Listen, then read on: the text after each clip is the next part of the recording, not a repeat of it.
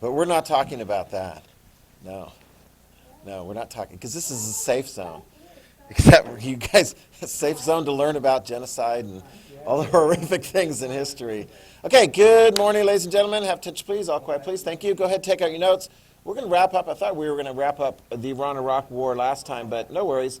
We'll wrap that up this time. We'll get into the Persian Gulf War, and then that's the last of the components of this unit, and then we'll set up a test. No doubt it'll be next week. 65-point test on this unit. And then we'll get started after that on Rwanda we'll do first. And then we'll do the Balkans, Kosovo, including Bosnia and so forth. So good times, good times. I did get an update because I've gotten a couple of you guys have forwarded me and Miss Holiday your IAs, which is good.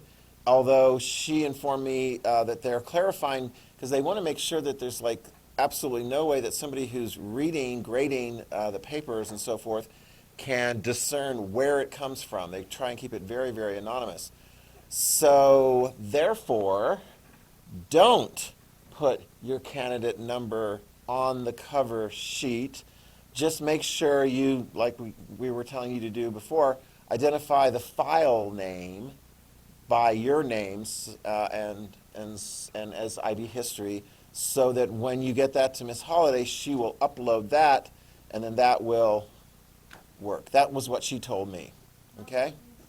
Yeah. And you already got, I think she responded to yours as well, saying resend it, just take out the candidate number. So, because if anyone's like, would go to the trouble of figuring out 3973 is North Star. So, anyway, does that make sense?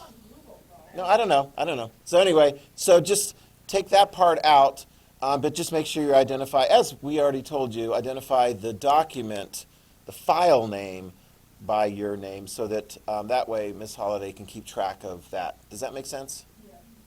Good. And so I've gotten two. The rest of you guys, just make sure you tidy it up, pagination, things like that.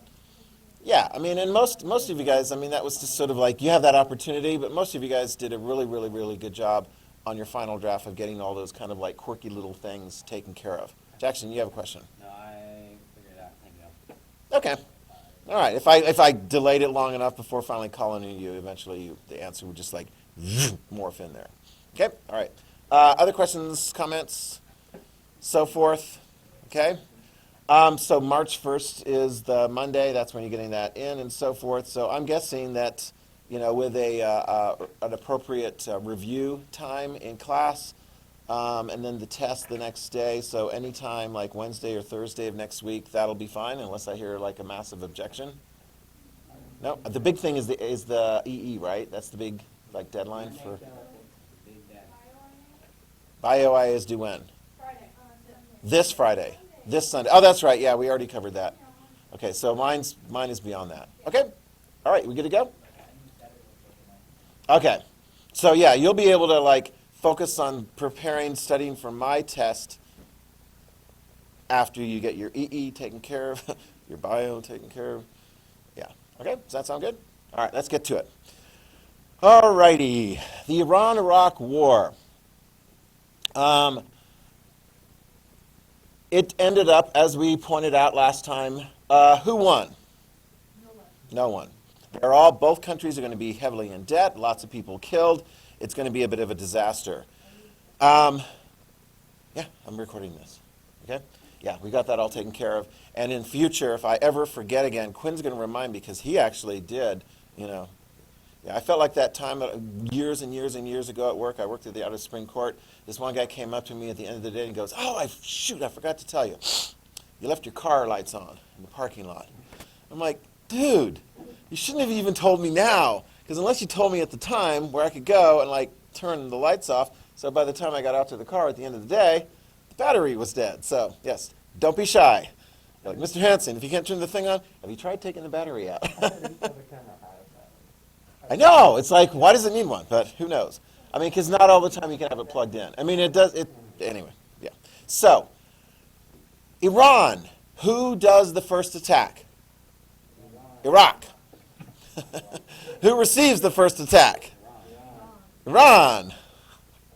What is the biggest difference between Iran and Iraq? And don't go, the last consonant of the, the name. Yes. The type of people, the religion, and the government. Okay. Which one of those is secular? The secular is Iraq. Okay, very good. Non-religious. Okay. And of course the Ayatollah Khomeini is like, hey, you got a bunch of Shias in Iraq. You should rise up against Saddam Hussein, who he can't stand.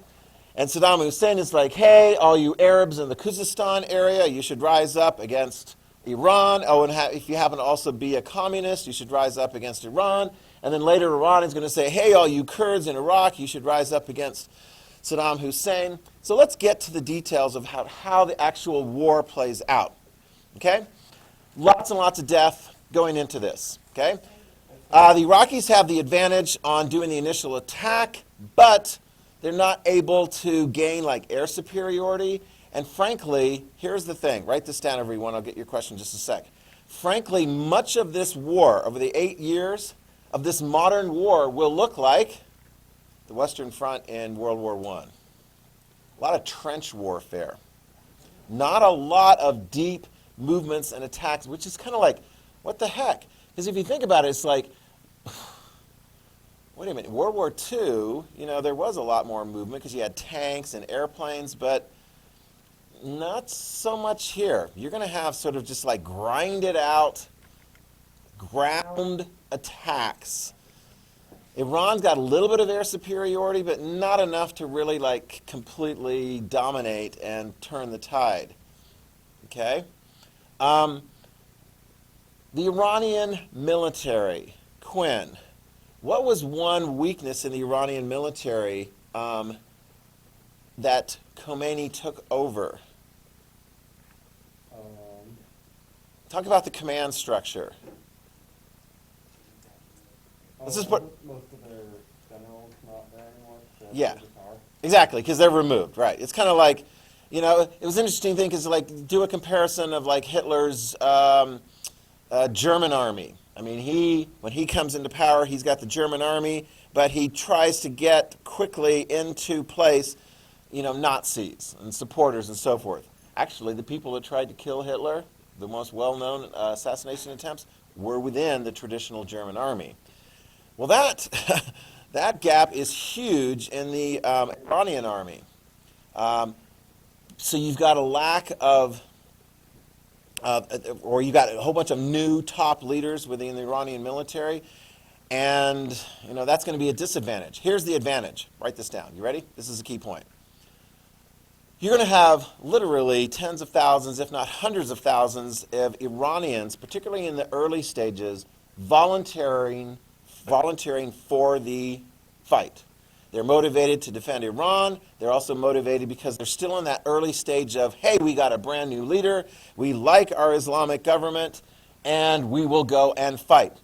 Probably the best example of that sort of like fanaticism to fight for their country, for their version of Islam, is going to be borne out in the so-called human wave attacks. Write that down. Human wave attacks by the Iranian military. A lot of these younger volunteers that are going to be sent into combat, actually not so much combat as in you guys are going to go in there and clear the minefield. So make sure that you say the appropriate things as you're clearing the minefields. How do you clear a minefield? You run through it and it all blows up, and then the regular army can go through because all the mines are gone there. Yes, Julian. Okay, so my original question was just like, I'm trying to remember. It's okay. So for Iraq, since they fired off the first attack, was it the one because they wanted the Krakow Iraq waterway? Yeah, it's like there's all these different causes that lead up to it. And one thing, it was like I was looking at the little 3-minute video, whatever reminder, and I'll show you that too as well. I mean, there's like there was an assassination attempt against an Iraqi leader in the southern part of Iraq by, somebody supporting Iran. But there's all these different grievances, including the Shatt al-Arab waterway, the Khuzestan, the differences in political views, the differences in religious views. A lot of these things were built up. A lot of it's going to be like the personalities of Saddam Hussein and the personality of Ayatollah Khomeini. You didn't want to be an enemy of theirs within your own country because they would have you killed off. So there's a lot of different contributing factors here. But they were pretty evenly matched when it's all said and done. How do I know that? Because it ended up being a tie. Not supposed to did an episode on like landmines, and if you use a hovercraft, you can get over them You can get over without detonating. without, for most mines, the way they're set up. Well, that would have been just handy if they could have given like all of those like Back to the Future, like hovercraft, like skateboard things. They could have just, whatever, yeah. No, like a hovercraft. Like a real hovercraft, yeah. Well, they didn't quite have that. Let's go through some of the, we're talking about the nature of war. One of the things that the Iraqis are going to use, and they're going to use it in the next war, the Persian Gulf War as well, write it down, Scud missiles. SCUD, Scud missiles. They're like a short-range ballistic missile. You fire them off, they hit a target. They're not like super, super accurate, but in a short range, you just kind of like, if you're trying to like terrorize a population, aim the Scuds at them, okay? So the Iraqis are going to start using Scud missiles to hit Iranian cities. If they're not having much success on the front lines, I don't know, maybe terrorize the Iranian population. Here's something else you can do with a Scud missile, and this is very important. This is going to be, you need to really pay attention to this very carefully. What's that? You can put chemical warheads on them. Yep. That is something that Saddam Hussein will use in this war. He will do chemical attacks against Iranian population, against Iranian military as well, and heck, when the Kurds start opposing him up in the north with the support of the Iranians, he will launch chemical warfare attacks against his own people that are seen as being disloyal. Do you understand that? This is very important because when the United States gets into a war with Saddam Hussein, the Persian Gulf War, we're going to be looking for the chemical weapons coming in. Oh, and by the way, when we do get into a war and we're like, hey, Saddam Hussein, if you launch chemical weapons at us, we can do that one more. We will not say here and now that we won't use, what's our most powerful weapon? Nukes, yeah. And just so that you know, we were prepared. We had all kind of gas masks associated for our troops in the Persian Gulf War. We'll get to the Persian Gulf War. But Saddam Hussein was wise enough not to use it. But he did use it against the Iranians. Okay? And he still had a bunch of them after this war and after the Persian Gulf War. Human wave, trench. Lots of child soldiers from Iran. I think that kind of goes without saying. They'll take anyone, volunteers. And both sides are going to experience a lot of war weariness. I mean, this thing goes on. It goes on longer than World War I. War weariness. The Marxist revolution that is trying to take place in Iran, it fails, right? The Kurdish uprising in the northern Iraq, it fails.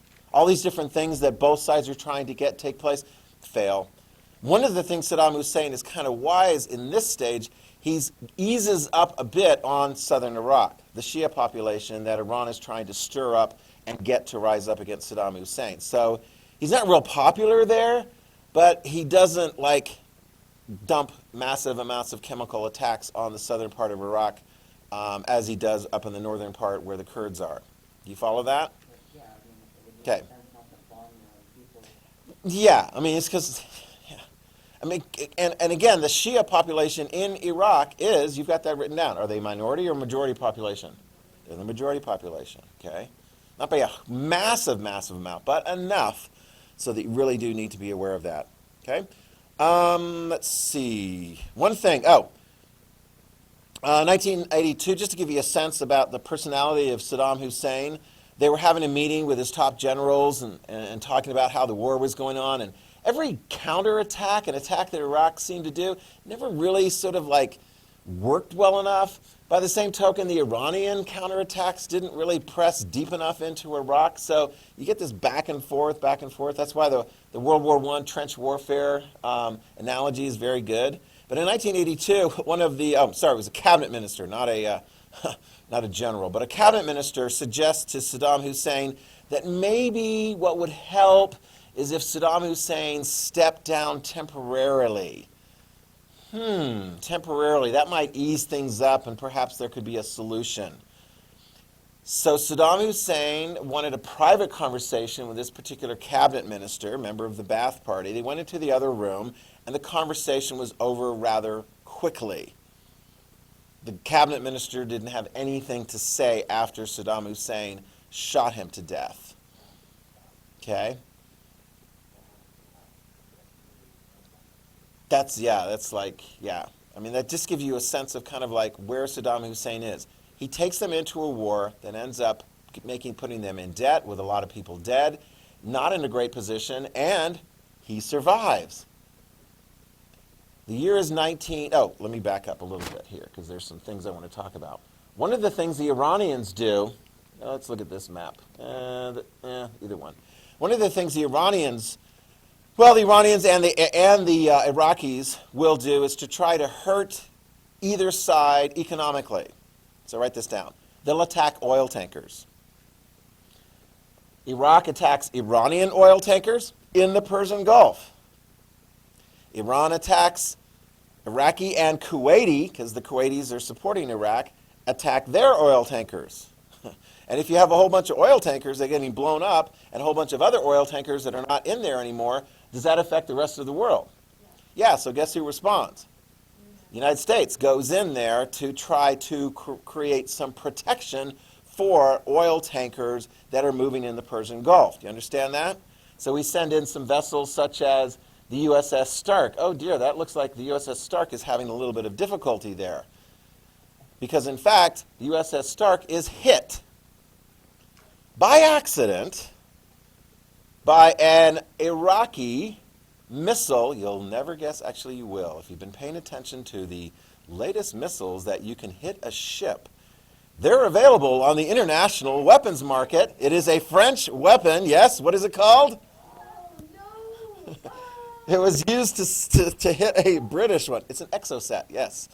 It's an exocet. So the French sell missiles to people who hit British ships and hit American ships.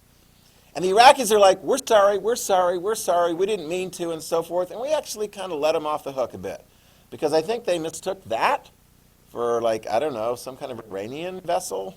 I don't know, a tanker. That occurred, let me see if we have the date on that. That was in 1987. Actually, it was 2 Exocet missiles. So the United States, of course, is like, we're kind of keeping an eye and so forth. And, of course, we're concerned about the Iraqis, but we're really concerned about the Iranians. And we're concerned the Iranians might be sending planes to maybe attack our ships. Yes? Yes, it's a naval vessel, yeah. So it was there to provide some protection and to monitor, what was going on. It was hit by the Iraqis by accident. They apologize. The Iranians actually didn't hit us. But we're on the alert for the Iranians. Maybe they would try and take us out, and maybe they would have a plane that would try to attack some of our ships. And so we're really super sensitive, and we see this plane up in the sky, and we're going to hit that thing. And we hit it, and we took it down. It was, are you ready? No, it was Iranian. It was accurate. It was accurately identified as Iranian. And let me give you the number. It was, here we go. Oh, sorry, here. I just want to give you this number. There were 546 commercial tankers that were damaged during this time period, okay? Just to give you a detail there. I had that number written down there. Let me see. Where's the number? Well, actually, I got it on the next slide. So much for this. It was flight 655. It was an Iranian Airlines flight. We did what the Soviets did to the Korean Airlines flight. Remember that airlines flight that kind of strayed accidentally into Soviet airspace? We mistook an Iranian's aircraft commercial flight full of passengers as being dangerous. They were not happy with us. All 290 people on board died. 10th ranked at the time the slide was made as the 10th deadliest disaster in aviation history. An A300, it was a big commercial aircraft. Yeah, from Tehran to Dubai. Yeah. So they actually continue using that number, 655, as a memorial. There was actually another aircraft that was shot down taking off from a Tehran airport. That's the capital city of Iran. That occurred like within the last couple of years, but it was their own Iranian military that shot down their own plane by accident. They tried to pin it on us, but there was so much evidence like, no, you guys were too sensitive to like, I think that was like right after we took out one of the Iranian generals who was behind some of the attack. Anyway, I don't want to get too, muddied into the weeds as far as like the modern stuff, but yeah. I'm confused as to how they missed that. Exactly. Fighter, like, they don't look similar. It doesn't look like a fighter. So I don't know what it is. Yeah. You really have to like, can we get a confirmation on this? Kill, we don't have time. I mean, and here's the thing. After you get hit, you're like super like, and you need to calm it down. Because obviously this does not look good for the United States of America. Is Iran going to declare war on the United States of America? No, we apologize. We're like, our bad. And I think we ended up paying compensation to families and so forth associated with that. I believe so. Well, I mean, yeah. But the Iranians didn't hit our ship. That's the thing. It was the Iraqis. Oops. So there's a lot of oops there. Oops. Okay, so are we going to get this war over? Yes, finally. Here we go. Ceasefire, August 20th, 1988. Ceasefire, August 20th, 1988. The United Nations helped to broker the deal, and so there was actually what is called United Nations Resolution 598. That was the basis upon a ceasefire between Iraq and Iran. What are the terms of the ceasefire? Well, UN troops are going to be along the border regions for a while to monitor so that there's going to be no more fighting. Okay. Well, where's the line? When the ceasefire goes in, what line do they use? That line with all the orange. The original borders. Now write that down. The original borders. Nobody got anything except dead. Okay? The previous borders is what it was. Does that make sense? Wow. Yeah. Yeah, and we'll see that later on in the next unit when we talk about like the fighting in Bosnia. There will be a UN brokered ceasefire, and the United States and some other countries will have like troops in there to try and keep people from fighting apart. That's actually a very good question, because when we get to Rwanda, we have like UN troops and they're supposed to like keep people from fighting. It doesn't actually work out very well. That particular situation, I don't know that there was a problem afterwards. Iran and Iraq, write this down. After the war, did Iraq still hate Iran? Yes. Did Iran still hate Iraq? Yes.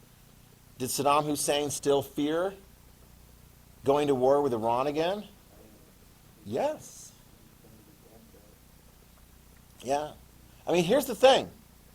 I told you that the chemical weapons, Saddam Hussein does not use them, and you'll put those in your notes when we talk about the Persian Gulf War, which is primarily Iraq versus the United States and 28 other countries. Okay? And we're going to be like, again, Saddam Hussein, don't even think about using chemical weapons against us, because that ain't going to work out very well for you at all. And he doesn't. But after we win that war, and we were like, okay, you have to get rid of all your chemical weapons. And he's like, and they were trying to develop nuclear weapons. This is a really hard thing to do.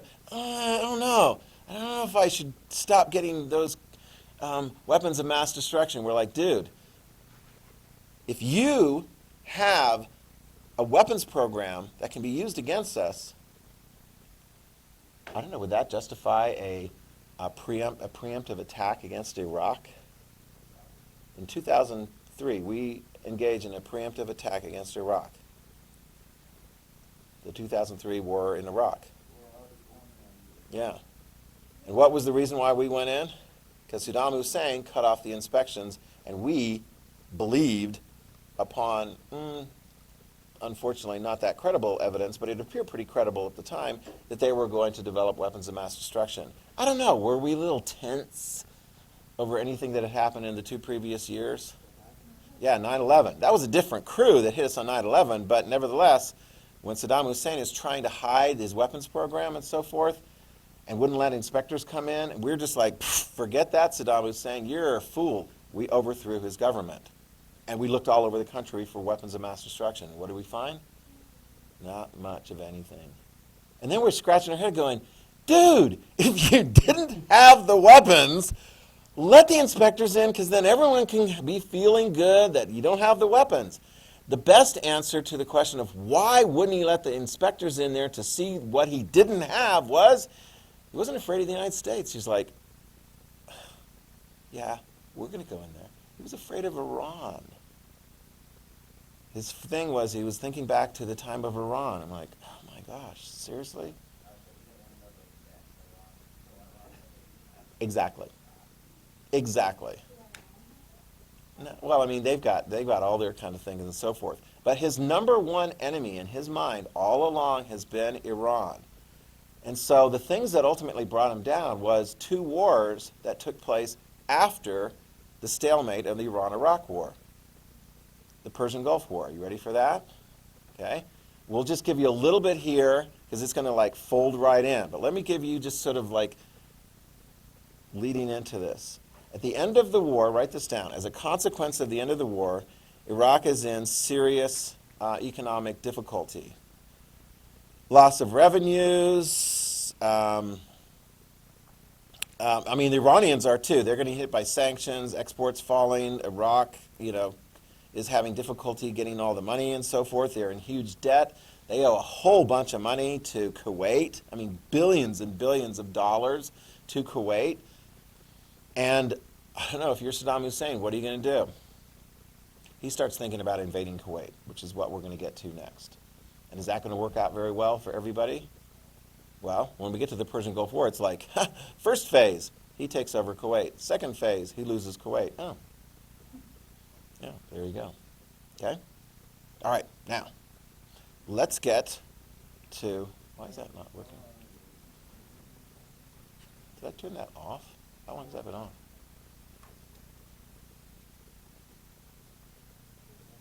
Yeah, it did.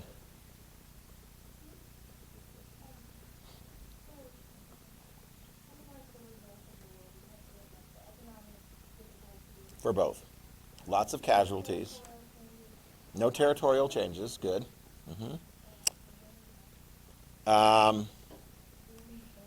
Yeah, billions of dollars in debt, and a leader, there we go, a leader that is making another of a long series of unwise decisions.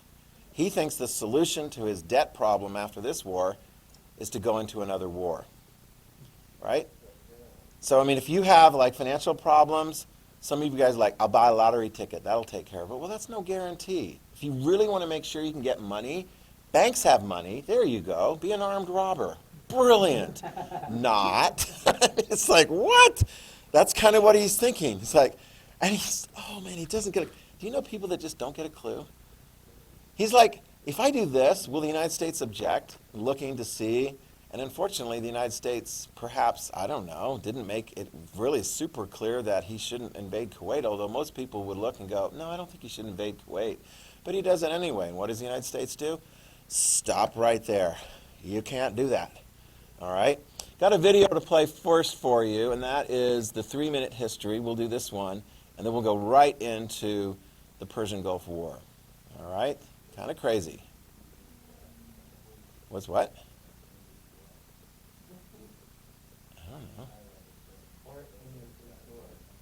What are you talking about?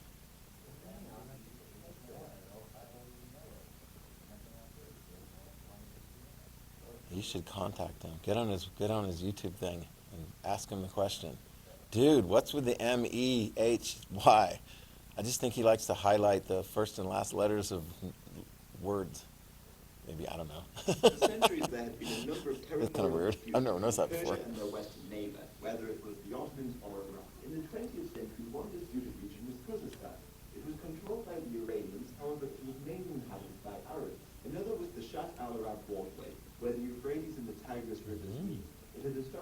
shared by the two nations. However, Iraq had intentions to expand to the Pakistan. Fast forward to 1979, and the Islamic Revolution of Iran shook the region. The Ayatollah Khomeini took power and called for Shias in Iraq to rise up against the secular Ba'athist party headed by Saddam Hussein. Meanwhile, Saddam Hussein wished to make Iraq the dominant power in the region. He hoped to take advantage of the volatile situation in Iran to invade, and he also supported Arabs in Kurdistan to revolt against the Iranians. These Arabs in Kurdistan achieved worldwide attention when they attacked the Iranian embassy in London. Finally, a cause for war presented itself in March 1980. There was an attempted assassination on Iraqi's deputy prime minister in southern Iraq. Saddam Hussein blamed the Iranians and invaded in September 1980. There was little international outcry. The new Islamic Iranian government made a lot of enemies. They often criticized the US, and the ongoing hostage crisis in Tehran worsened relations. And they angered the USSR by banning the communist parties in Iran, and the Soviets were Nobody liked them. Iraq. Therefore, Iraq would receive a great deal of financial aid and supply of arms. I don't know about the supply of from the U.S. Foreign support during this conflict would become much more complicated, i.e. the Iran-Contra affair, and many nations supplied to both countries. However, this is how it generally remained throughout. During the initial invasion, the Iranian army was the last organization since the revolution, and it was caught off guard. Iraq was then free to capture their border cities. However, Iraq also suffered from poor planning and organization and could not capitalize on their victory. This gave the Iranians time to organize their army. Their air force gained air superiority, and then, contrary to what To a degree. expected, hundreds of thousands volunteered to fight for the new revolutionary government. By 1982, they had regrouped and launched a successful counterattack. The Iranian victory, particularly their recapture of Khorasan, shook the Iraqis, and they retreated behind their pre-war borders. Saddam offered war reparations as peace to stop the advancing Iranians. However, they refused and wanted to drive into Iraq and install a Shia government there. The Iranians assaulted Basra in the summer of '82, hoping to cut off Iraq's access to the sea. However, the Iraqis, with the help of chemical weapons, were able to fend them off. Iran then spread its forces along the border and attempted to invade the whole country in one fell swoop. However, their human wave attacks could not fight through Iraq's entrenched positions. These assaults would continue unsuccessfully for the rest of the war. Iraq then changed its tactics. They started to bomb Iranian cities, notably Tehran, with the hope of crushing their morale. However, it often had the opposite effect. So the Iranians aligned themselves with the Kurds in Iraq who rebelled against Saddam. However, after years of guerrilla warfare, the Iraqis dropped chemical and biological weapons on their villages, and the uprising subsequently finished. In 1984, in this new war of attrition, Iraq started bombing Iran's oil tankers in the hope of crippling their economy. Iran responded by using their superior navy to close the Straits of Hormuz to UAV ships who were supplying the Iraqis. However, after a couple of years, this blockade brought the superpowers into the war. In 1987, desperate to maintain the supply of oil from the region, several nations sent fleets to protect their oil tankers. It then became very apparent that the world was not going to allow the Iranians to win the war. Nevertheless, the Iranians continued to refuse the UN's peace proposals. That is until 1988. The Iraqis were able to acquire a large amount of military equipment and launched a counterattack of their own. They hoped to quickly take Kurdistan, but once again, like every assault of this war, it ended in failure. Both sides, tired of war and under international pressure, accepted the UN's calls for a ceasefire and returned to the pre-war borders. Hundreds of thousands of people died in what proved to be a very long and very costly stalemate, but both sides claimed victories. However, they were both left with a great deal of debt, and Iraq's poor economy was one of the causes of leading Saddam to invade Kuwait a couple of years later. Okay, got all that? It's nice because, yeah, right, sure, fine. Yeah, we don't need you. Okay. We go right into the Persian Gulf War, which the origins of the Persian Gulf War stem in part from this war, the Iran-Iraq War. Although the irony is, Kuwait, here we go, you ready? Persian Gulf War, 1991. Although, actually I would say 1990, 1991. Is that how I have it written down now? 1991, yes, that's what it's listed as. But the fighting actually begins in 1990 with the invasion of Kuwait by Iraq. Okay? So when we get to the Persian Gulf War, there we go. The Persian Gulf War is going to be a very interesting thing, totally initiated by Iraq. Saddam Hussein is the leader, and he's going to make a series of really momentous blunders, kind of like he did in the Iran-Iraq War. And at the end of the day, he's still going to be in power. Yeah. But unlike the thing I already told you in 2003, where he makes the serious blunder of not allowing inspectors to look at whether or not he has a weapons program, weapons of mass destruction program. In that situation, that serious blunder is going to lead to his defeat and capture and execution. Yeah, he's killed by the newer installed Iraqi government. They're like, dude, it's payback time. Yeah, the Shias are going to be the main component of that new government. Okay, so the Persian Gulf War. It's always interesting because let me see. When I was your age, the whole Iranian hostage crisis was taking place. By the time I went into college, the Iran-Iraq War, that was going on kind of in the backdrop when I was in college for 4 years. And then they finally wrapped it up by the time I left the University of Idaho Law School. So in 1988, I'm finishing law school, ready to begin my legal career. And they finally finished that war. Well, I know exactly when this next war started because it started on my honeymoon. I got married 2 years after finishing law school, and in the summer of June 30th, 1990, and my wife and I went to go visit family and friends, and we were in Europe, and Saddam Hussein invaded. And I'm sitting here in France going, what the heck is going on? I'm just looking for an English language newspaper or something to find out what's going on here, because, write this down, Saddam Hussein invaded Kuwait. That's how it starts, okay? And he took it over. I mean, Iraq took over Kuwait. Silly Kuwait. Silly, silly Kuwait. There we go. There's the initial invasion, and that occurs in the August of 1990. And you're like, well, Kuwait, dude, what? You got attacked by a country that couldn't beat Iran. Well, Iran was a heavily militarized country. Well, what was Kuwait? Well, it's like a small country, and they got a lot of money. I mean, they got tons of money from oil. And that was going to be kind of the basis of why the war took place. Okay? The origins of the war. Iraq, initially, versus Kuwait. They had a dispute going way, way back. Well, one of them wasn't Kuwait's fault. I mean, Kuwait was like, hey, we wanted to be a country, and Britain allowed us to be a country. So Iraq was always sort of, particularly Saddam Hussein was always like, that should be a province of Iraq. Okay? Like your whole country should be a province of my country. Yeah. But some of the other issues had to do with oil field issues and debt issues. All right, let's back it up here a little bit.